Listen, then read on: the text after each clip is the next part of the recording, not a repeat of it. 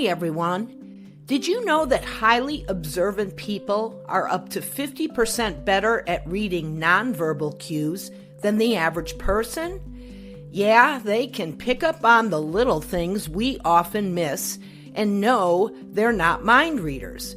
In this video, we'll break down the 5 fascinating habits that make highly observant people so skilled at noticing what others overlook.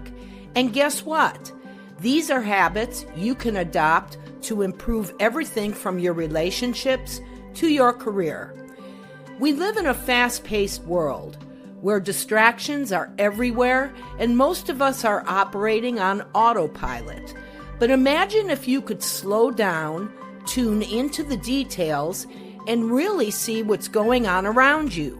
Kind of like Sherlock Holmes, minus the magnifying glass and British accent. That's where the habits of highly observant people come in. These individuals have honed their observational skills to such a degree that they're able to notice things that can totally change the way they navigate life. And the good news is that these habits aren't exclusive to some special group of people.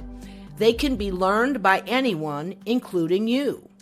Let's dive into the 5 key habits of highly observant people that could genuinely transform how you experience the world.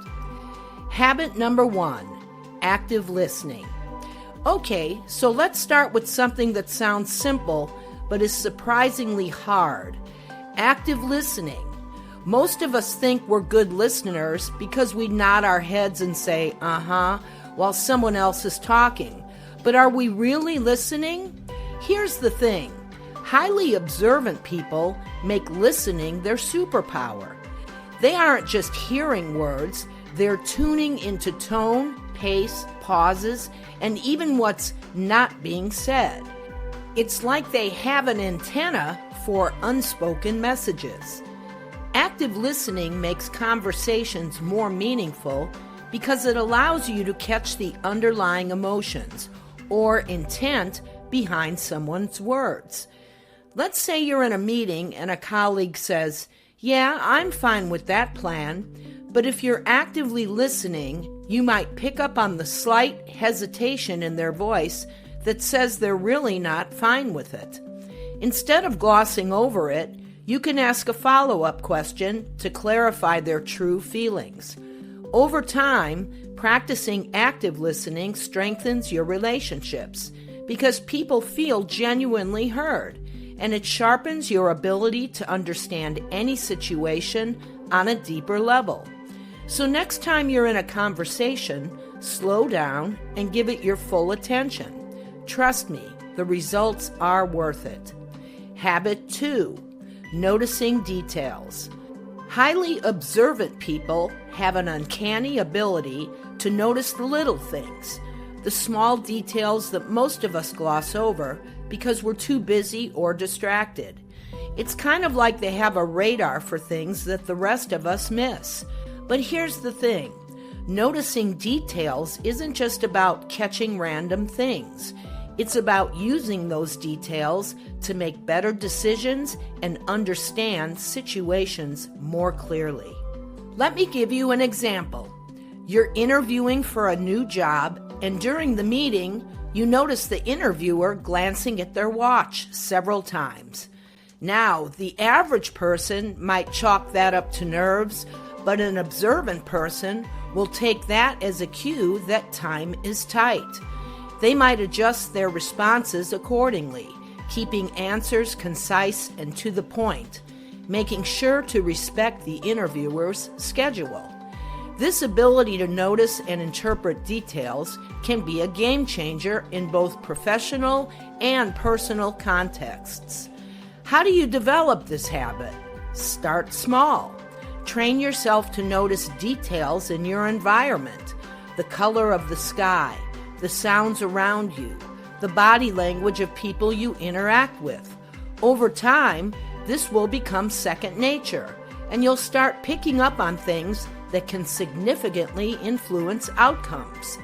Habit number 3, asking questions. Ever noticed how highly observant people always seem to be curious about everything? They're like detectives, asking questions that the rest of us wouldn't even think of. That's because curiosity fuels observation. When you ask questions, you force yourself to dig deeper into the situation, person, or topic you're exploring.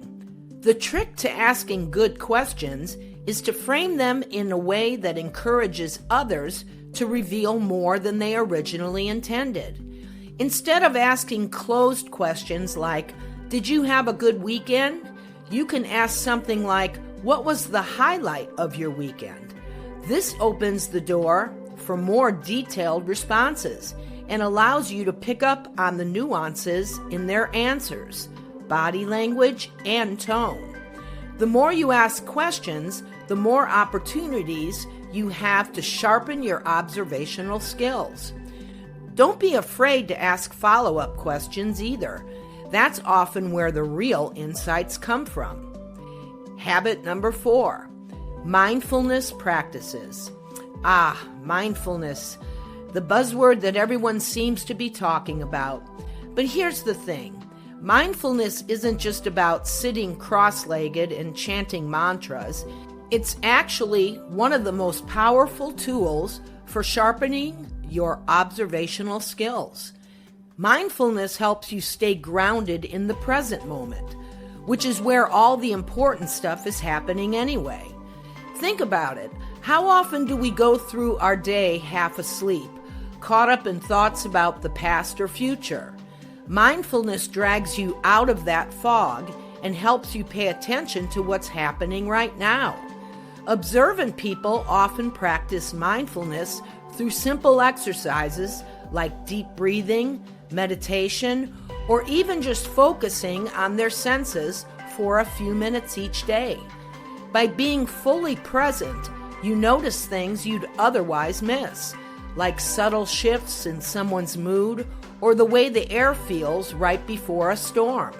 Start by setting aside 5 minutes a day to practice mindfulness, and you'll start noticing the impact it has on your ability to observe the world around you. Habit number 5, keeping a journal. Let's be real. Writing things down might sound like something only introverts or poets do, but journaling is one of the most powerful habits for boosting observational skills. Why? Because it forces you to reflect on your day, your interactions, and the little moments that often slip through the cracks. Highly observant people often keep journals to record their thoughts, insights, and even the details they notice throughout the day. Over time, this habit not only sharpens their observational skills, but also helps them process what they've observed and make connections they might have missed in the moment. Keeping a journal doesn't mean you have to write pages and pages each night. Start small. Jot down 3 things you noticed today, whether it's something someone said, how they said it, or a small detail that stuck out to you.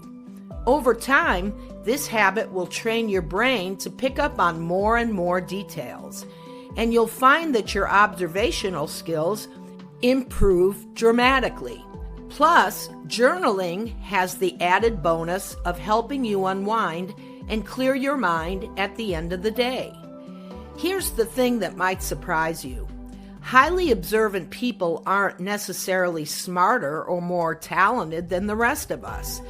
They've just trained themselves to be more present, more curious, and more aware. The beauty of observation is that it's a skill anyone can develop, and the more you do it, the more you'll start noticing how it changes your life. Whether it's making better decisions at work, improving your relationships, or just enjoying the world around you more fully, observation has the power to transform your experiences in ways you've never imagined. To recap, the 5 habits of highly observant people are active listening, noticing details, asking questions, practicing mindfulness, and keeping a journal. Each of these habits sharpens your ability to observe the world around you, helping you connect better with others, make more informed decisions, and navigate life with greater awareness. The best part? These habits are simple and easy to incorporate into your daily life.